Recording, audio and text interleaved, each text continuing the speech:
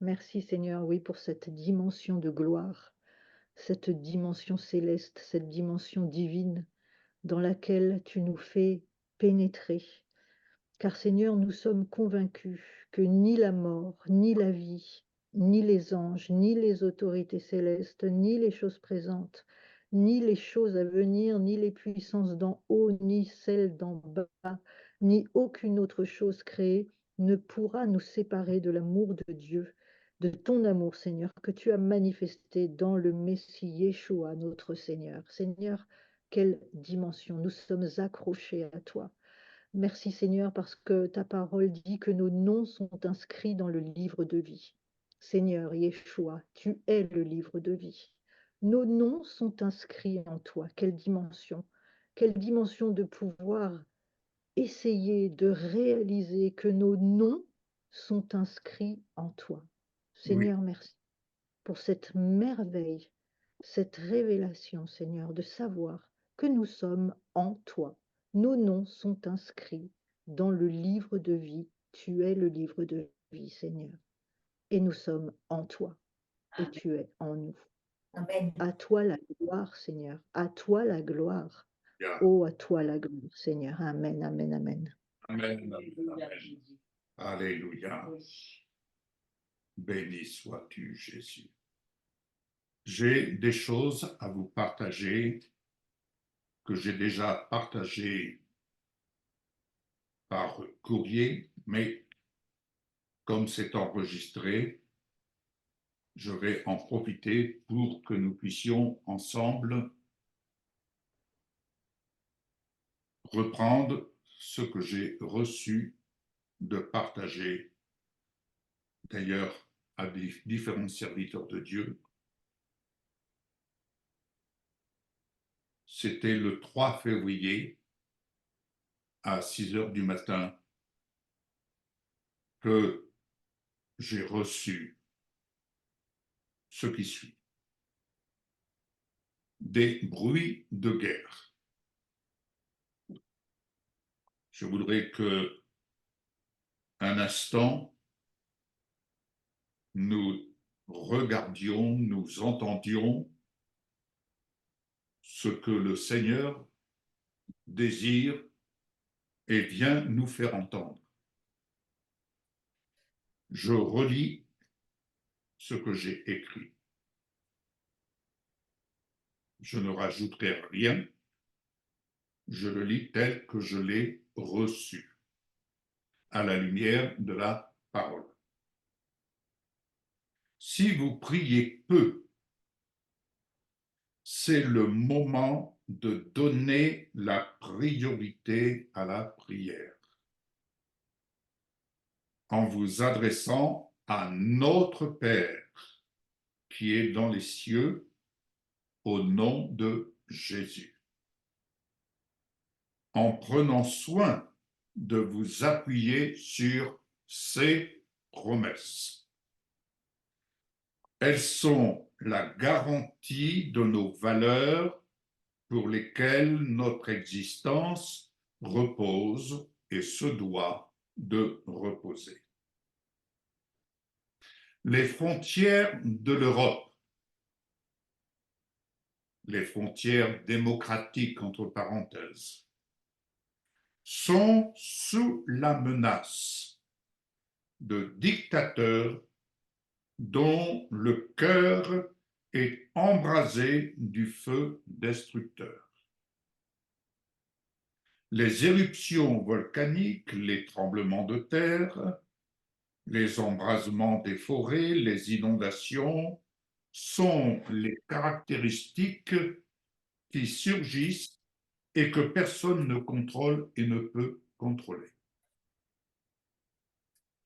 Ignorer ou vouloir ignorer de telles réalités environnantes à notre existence, c'est se cacher la tête dans le sable. Alors que rien n'arrive sans que Dieu, notre Père, n'ait averti ses enfants. Qui veut marcher comme un aveugle, comme un sourd, en dédaignant, se détournant de ce qui se fait entendre par la parole de Dieu, notre Père. Et qui veut entendre et voir ce que notre Père fait entendre et voir uniquement par son Fils Jésus-Christ. Entendez et voyez. Marc 13, verset 7. Quand vous entendrez parler de guerre et de menaces de guerre, ne vous laissez pas effrayer, car il faut que ces choses arrivent. Cependant, ce ne sera pas encore la fin. Marc 13, verset 8. Une nation se dressera contre une nation et un royaume contre un royaume. En divers endroits, il y aura des tremblements de terre, il y aura des famines et des troubles. Ce sera le commencement des douleurs. Faites attention à vous-même. Marc 13, verset 9. Faites attention à vous-même. On vous livrera aux tribunaux et vous serez battus dans les synagogues. Dans les synagogues, vous comparaîtrez devant des gouverneurs et devant des rois à cause de moi, à cause de Jésus, pour leur apporter votre témoignage. Marc 13, verset 10. Il faut d'abord que la bonne nouvelle soit proclamée à toutes les nations. Marc 13, verset 11. Quand on vous emmènera pour vous arrêter, vous faire arrêter, ne vous inquiétez pas d'avance de ce que vous direz, mais dites ce qui vous sera donné au moment même. En effet, ce n'est pas vous qui parlerez, mais l'Esprit Saint. Marc 13, verset 12. Le frère livrera son frère à la mort, et le père son enfant, et les enfants se soulèveront contre leurs parents et les feront mourir. Vous serez détestés, Marc 13, verset 13, vous serez détestés de tous à cause de mon nom, mais celui qui persévérera jusqu'à la fin sera sauvé. Marc 13, verset 18. Priez pour que cela n'arrive pas en hiver, car ces jours-là, la détresse sera telle qu'il n'y en a pas eu de pareille depuis le commencement du monde que Dieu a créé jusqu'à présent et qu'il n'y en aura jamais plus. Marc 13, verset 21. Si quelqu'un vous dit alors, le Messie est ici, ou il est là, ne le croyez pas, car de prétendus Messies et de prétendus prophètes surgiront. Ils feront des prodiges et des signes miraculeux pour tromper, si c'était possible, même ceux qui ont été choisis.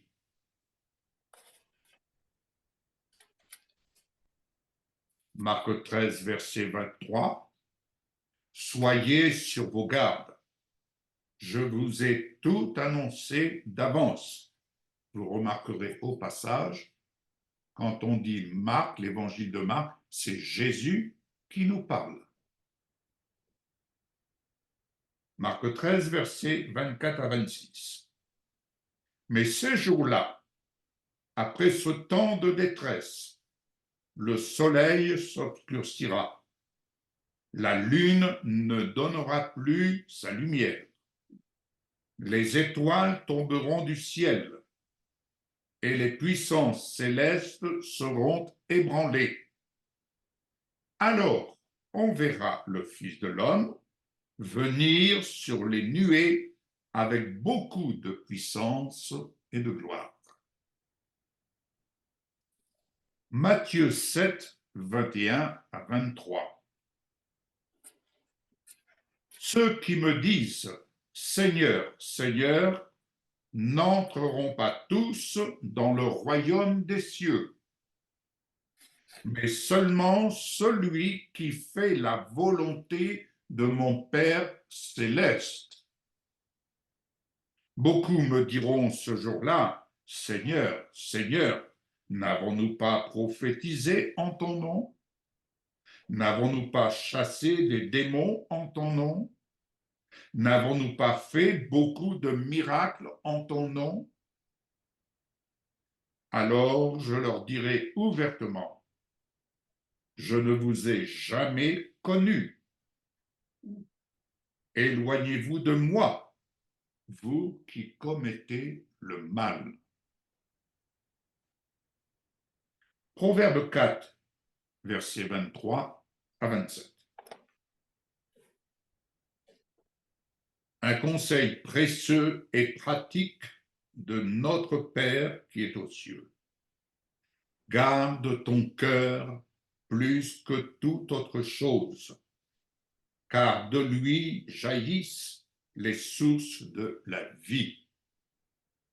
Écarte de ta bouche la fausseté, éloigne de tes lèvres les détours,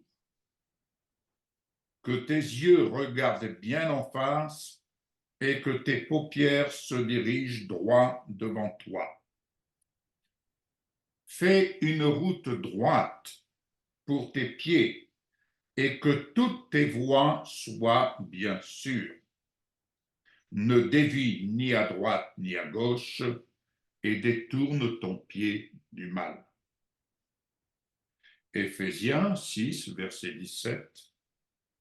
Faites aussi bon accueil au casque du salut et à l'épée de l'esprit, c'est-à-dire la parole de Dieu. Éphésiens 6, verset 18. Faites en tout temps, par l'esprit, toutes sortes de prières et de supplications. Veillez à cela avec une entière persévérance et en priant pour tous les saints, c'est-à-dire les vivants qui sont en Jésus-Christ. Et enfin, 1 Pierre, chapitre 1er, verset 16. En effet, il est écrit, vous serez saints, car moi, je suis saint. Amen. Amen. Je ne rajouterai rien, mais puissiez-vous, dans votre esprit, méditer, forger votre esprit de ces paroles que le Seigneur nous fait grâce d'entendre, et tout simplement parce que j'ai accepté d'écrire ce qu'il me donnait d'écrire. Maintenant, je vais vous parler d'une bonne nouvelle.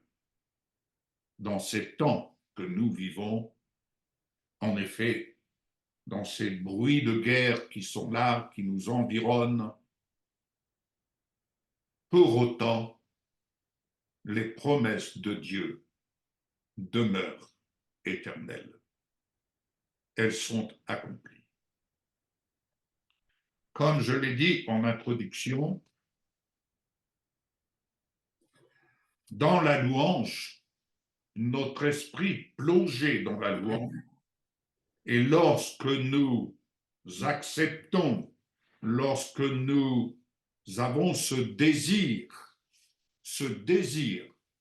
de dire, Seigneur, je viens vers toi, je viens dans ta présence, je viens parce que je désire. Ce n'est pas une corvée, ce n'est pas dire je prends 5 minutes, non, je désire, je laisse toutes mes occupations un instant. Je me lève tôt, le cas échéant, parce que je viens te rencontrer sous la tente. Et lorsqu'on se met dans la louange, et Dieu sait, vous allez sur YouTube, vous avez de quoi vraiment vous faire votre playlist avec des louanges qui vous interpellent, qui vous parlent. Ce que je mets, ce que je partage en introduction du culte, ce sont des louanges qui, bien entendu, me parlent, m'interpellent, et je fais en sorte de dire, Seigneur, montre-moi, indique-moi, instruis-moi, et je suis toujours sensible au message qu'il peut y avoir, mais je reconnais également que je suis très, très sensible à des chants hébraïques.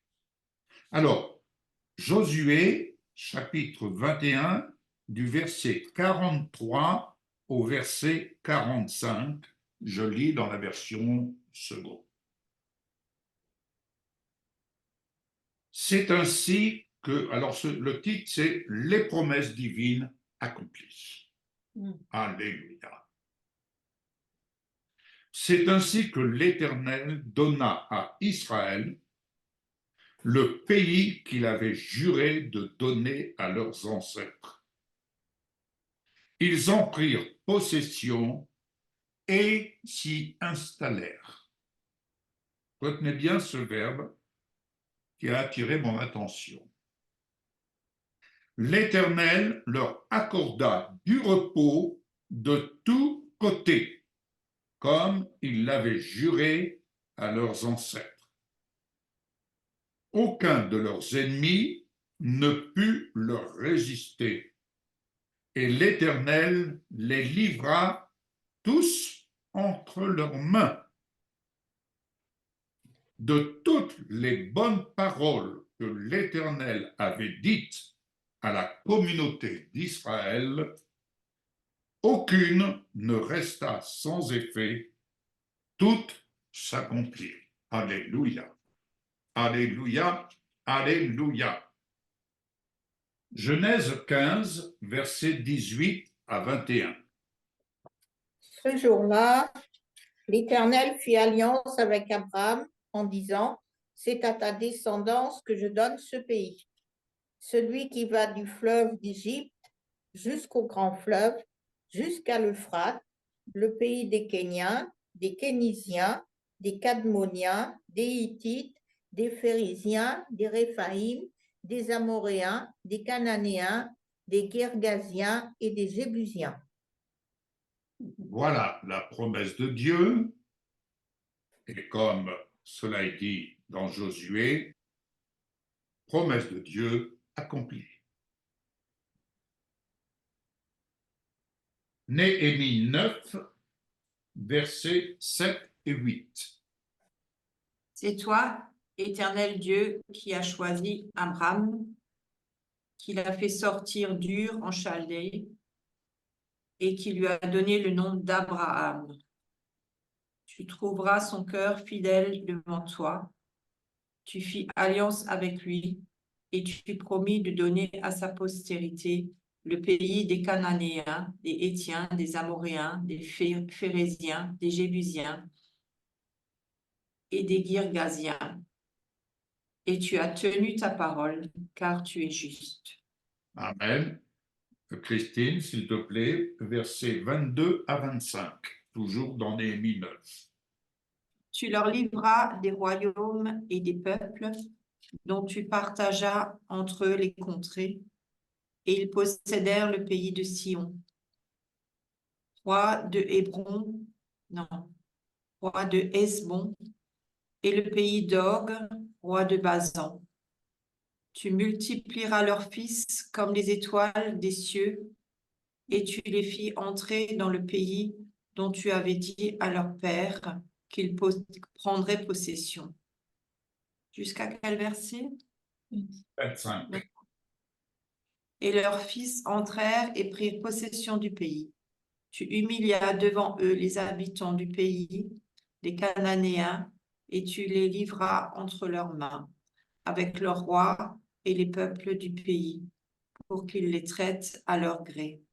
Ils devinrent maîtres de villes fortifiées et de terres fertiles, et ils possédèrent des maisons remplies de toutes sortes de biens, des citernes creusées, des vignes, des oliviers et des arbres fruitiers en abondance. Ils mangèrent et ils se rassasièrent, ils s'engraissèrent et ils vécurent dans les délices par ta grande bonté. Alléluia. Vous vous rendez compte? Ça nous permet d'avoir un regard sur comment dirais-je, l'actualité d'Israël. Ça nous permet d'avoir un regard ajusté. Amen. Ce que Dieu dit, il l'accomplit. Alléluia. Il l'accomplit et l'accomplira. Il mènera les choses à son terme. Mais poursuivons. Psaume 105. Psaume 105, versets 8 à 11.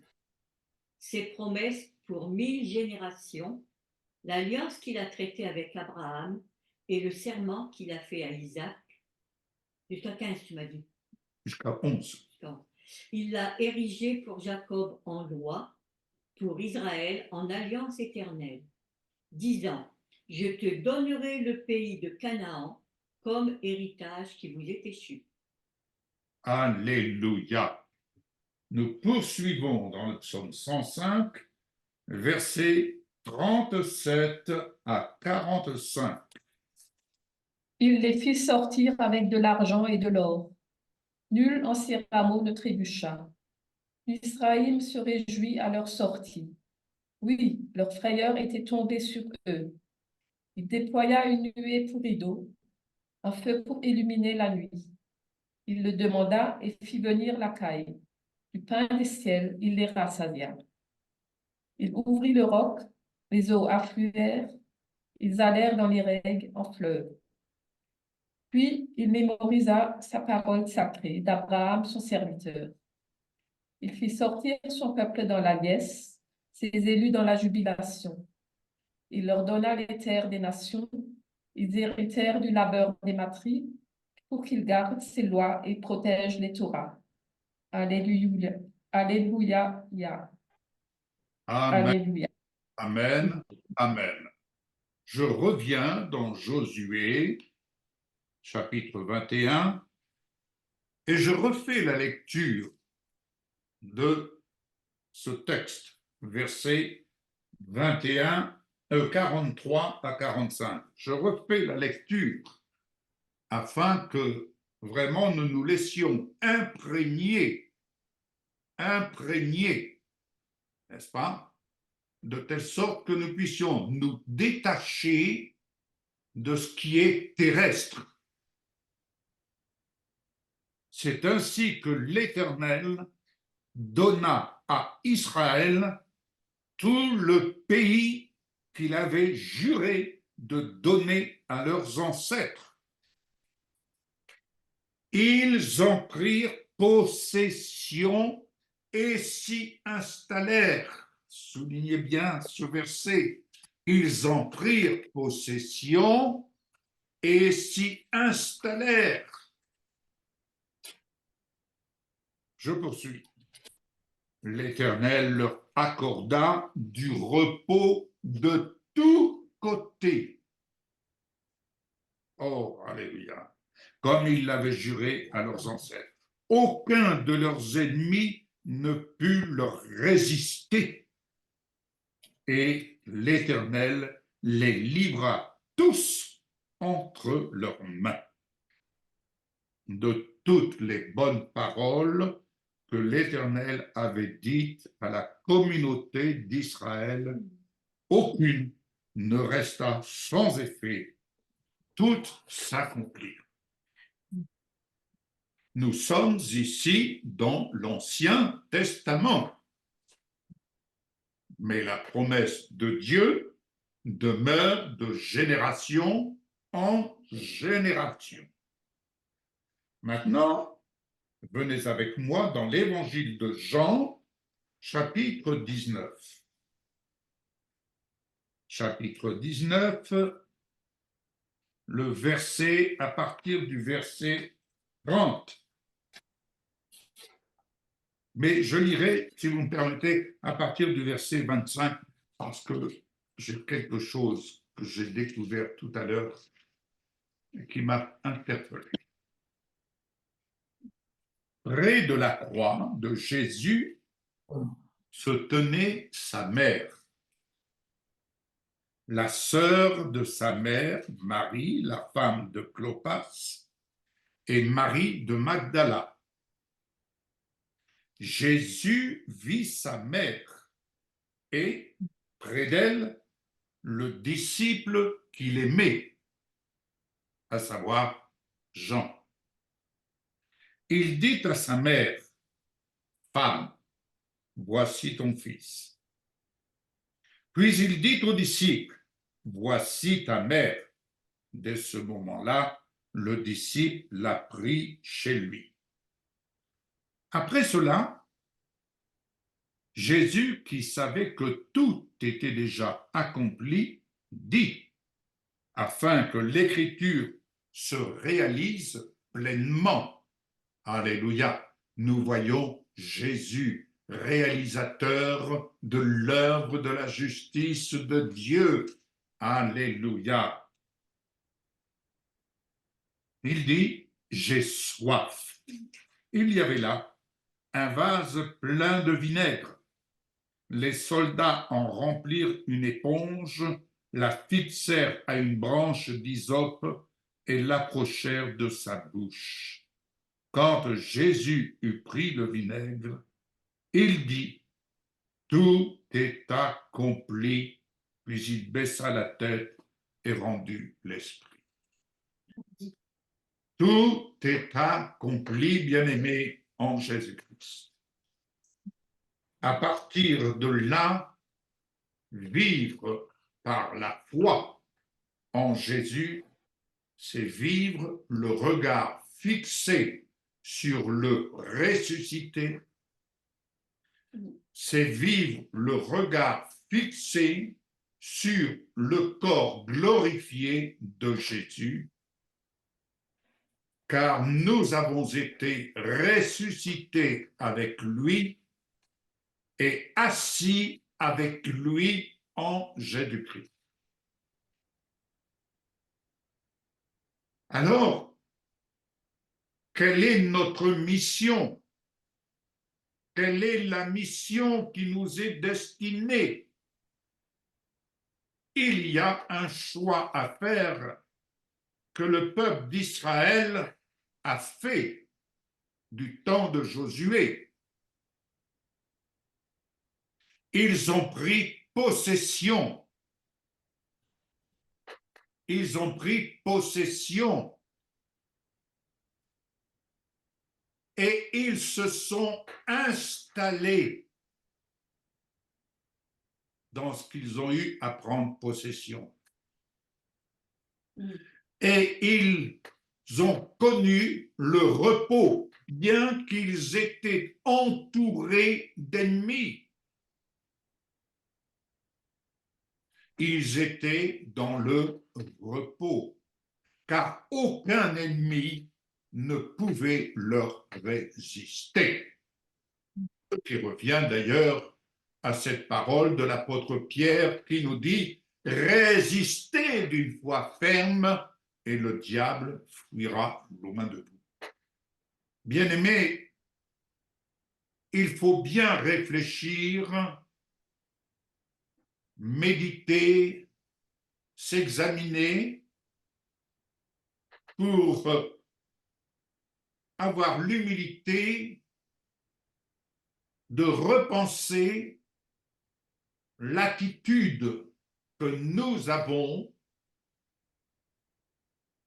à savoir, est-ce que nous apprenons à vivre dans le repos en nous installant dans les promesses de Dieu. J'ai exprimé tout à l'heure, parce que c'est quelque chose qui est venu à mon esprit concernant les promesses de Dieu. Quand on entre sous une tente, généralement, il se trouve un lieu de couchage.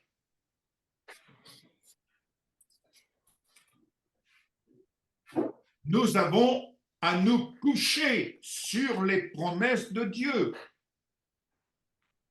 Car Jésus nous dit, tout est accompli. Le bon combat de la foi consiste à s'installer sur les promesses et dans les promesses de Dieu. Et elles sont nombreuses.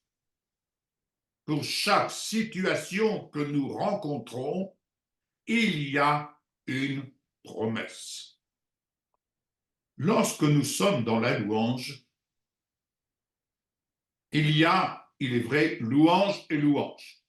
Je dirais, il y en a pour tout le monde. Mais en fonction du besoin de chacun, en fonction de mon besoin n'est pas forcément le vôtre, mais nous avons besoin de veiller sur notre cœur, vous comme moi. Et pour veiller sur notre cœur, c'est veiller aux sources de la vie, je dirais aux sources de motivation, car il est aisé de faire ce que nous pensons juste de faire. Mais nous devons veiller à faire ce que le Seigneur nous recommande de faire. Et là, c'est différent. Notre chair a vite fait de récupérer ce que nous pensons comme étant le plan de Dieu, mais qui en fait ne sont que des embûches qui vont se présenter sur notre chemin et qui nous mettent dans un état d'esprit qui n'est pas du tout le reflet de la gloire de Dieu. C'est pourquoi il nous est recommandé de veiller sur notre cœur, plus que toute autre chose.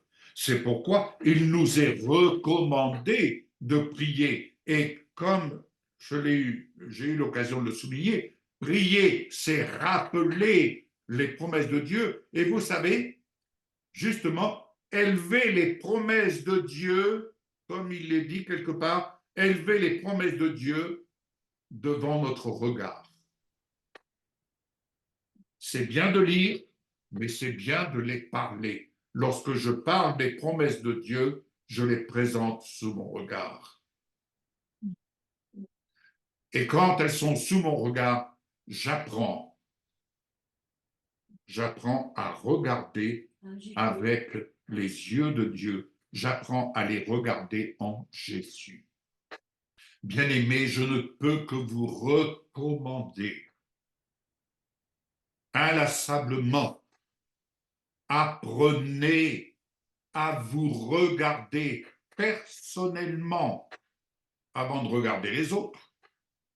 Apprenez à vous regarder personnellement tel que Dieu vous voit dans la perfection de son Fils Jésus. Si vous n'apprenez pas à vous regarder dans la perfection de Jésus, parce que nous sommes la création de Dieu et Dieu nous a créés, recréés. Donc, on doit apprendre à se regarder en Jésus.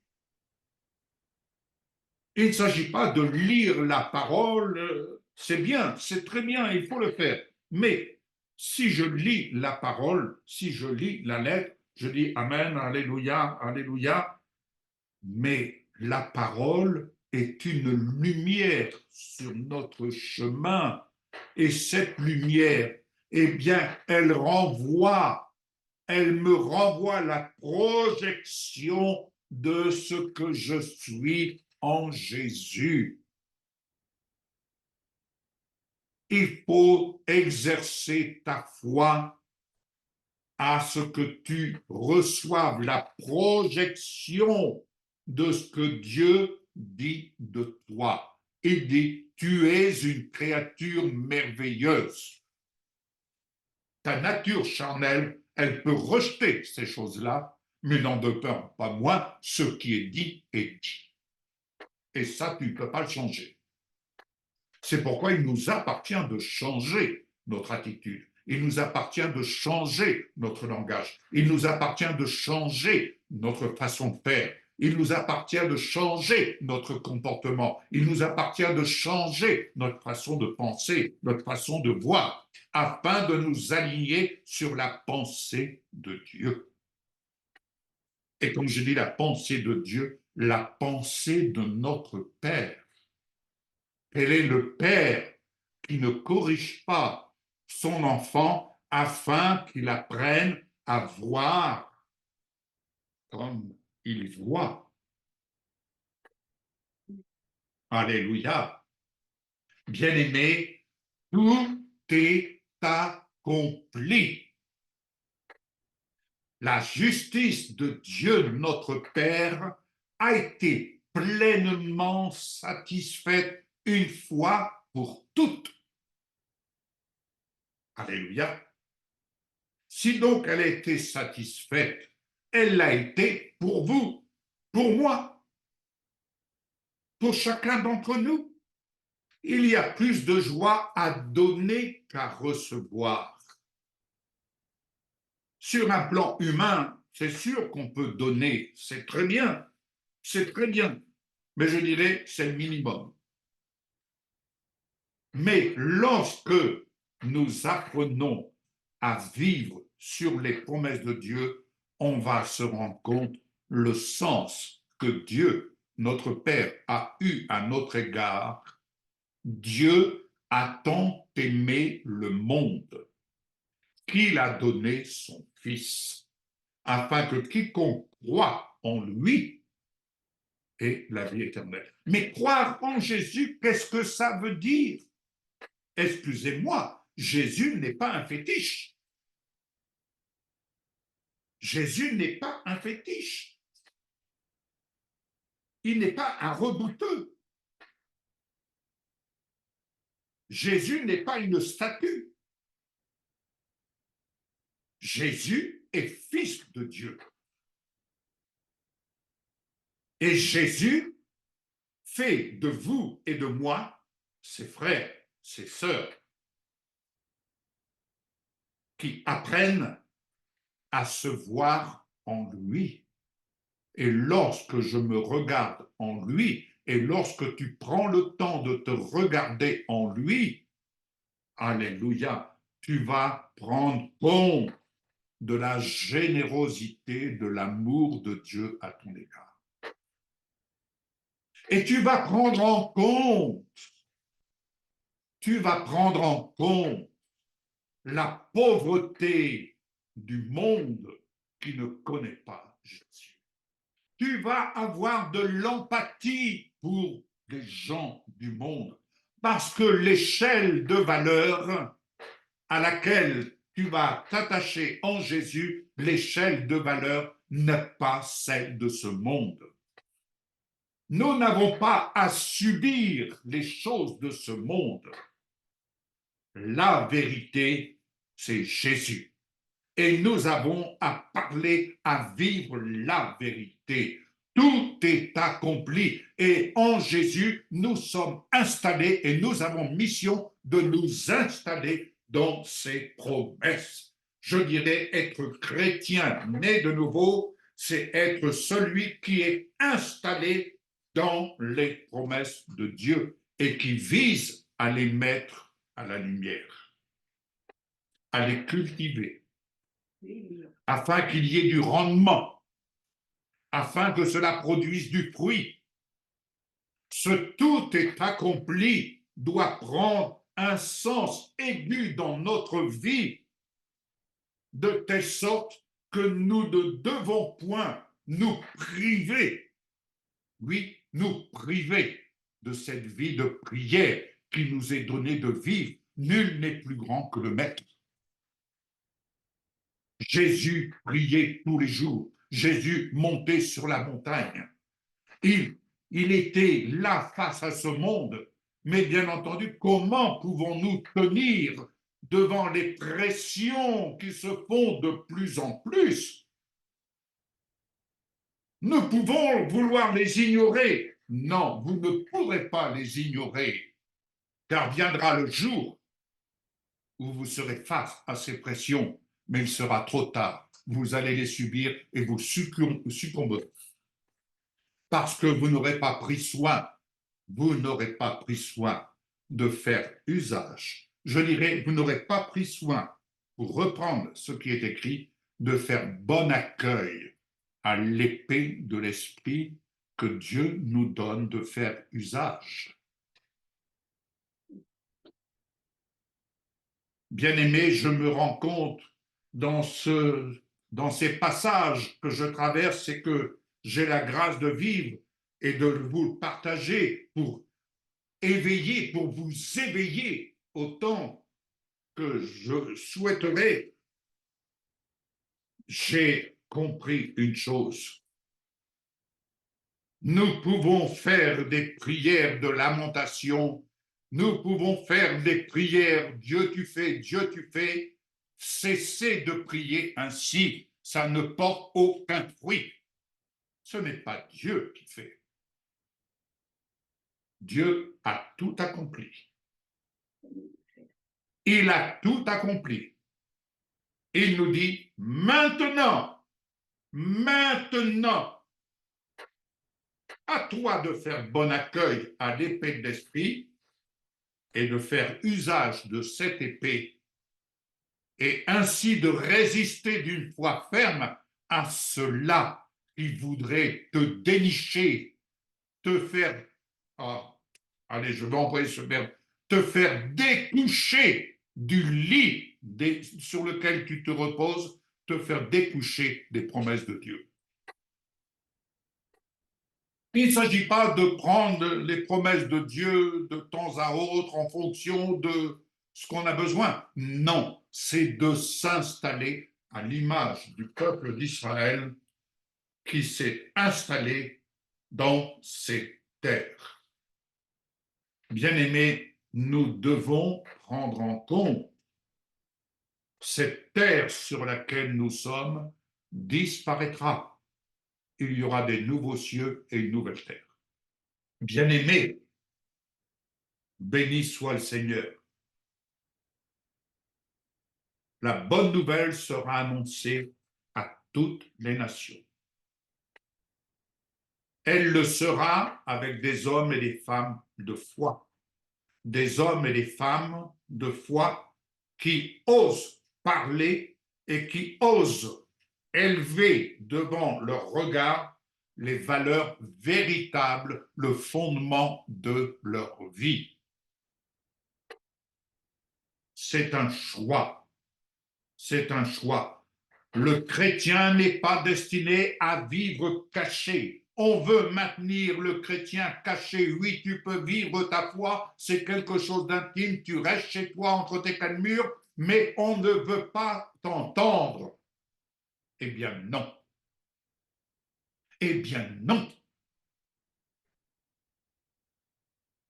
Alors, quand tu vas prendre le courage de te lever, d'aller à la rencontre de toi-même, tu vas aller à la rencontre de ton Sauveur. Rappelez-vous, lorsque Paul et Silas étaient en prison, ils ont chanté les louanges de Dieu.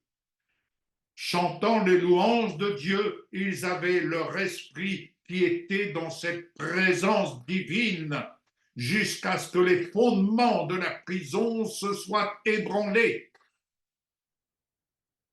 Dieu ne nous destine pas à vivre en prison.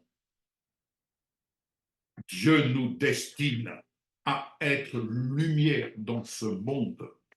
Mais les lumières ne peuvent s'allumer que si nous faisons référence aux promesses de Dieu sur lesquelles nous sommes fondés. Greffés sur la racine de l'olivier, nous sommes destinés à porter du fruit. Alléluia. Quel est le reflet de ta vie, bien-aimé? Quel est le reflet de ta vie? Est-ce que c'est le reflet de la substance divine de la parole de Dieu? Est-ce que c'est le reflet du repos? Pas de la lettre, je parle de la substance divine qui se trouve dans un seul mot. Comme cet homme a pu le dire, dis un seul mot et mon serviteur sera guéri. Et pour cause, pourquoi pouvait-il dire cela? Parce qu'il croyait dans la substance de la parole que Jésus prononçait. Alléluia. Amen. Voilà ce que je voulais vous partager. Mais permettez, je vais vous donner, je vais vous donner un petit bonus. Toujours dans l'évangile de Jean, le Seigneur a attiré mon regard. Écoutez bien, je relis avec vous à partir du verset 25 jusqu'au verset 27. Près de la croix de Jésus se tenait sa mère, la sœur de sa mère, Marie, la femme de Clopas, et Marie de Magdala. Jésus vit sa mère.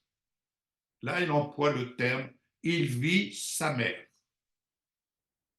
Et près d'elle, le disciple qu'il aimait, Jésus.